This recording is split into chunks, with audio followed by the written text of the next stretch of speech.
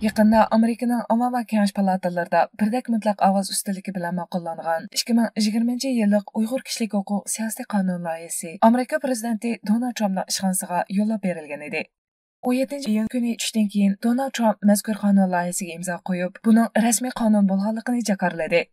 Oqsaray axborot ishxonasining shu kundagi ma'lumotida aytilishicha, bu qonun loyihasi endi rasmiy qonunga aylangan hamda Uyg'ur diyoridagi zulmga sherik Xitoy amaldorlarga jazo berish bosqichiga o'tgan.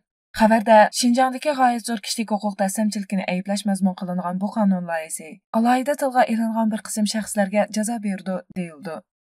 Ma'lum bo'lishicha, bu qonun loyihasidagi jazo berilgan kishilar tizimligida Xitoy Kompartiyasi Markaziy komiteti siyosiy byurosining a'zosi Chen Changguning bo'lishi zo'r ijobiy ahamiyatga ega deb qaralmoqda ekan.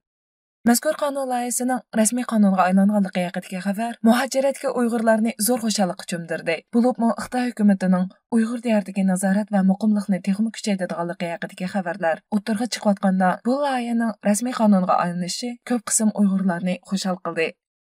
Amerika Xalqaro Diniy erkinlik komitetining komissari Nuri Turkel bu haqda so'z qilib, Prezident Trumpning bu qonun loyihasiga imzo qo'yishi Amerika hamda Uyg'urlar uchun unutilg'isiz bir kun bo'ldi dedi.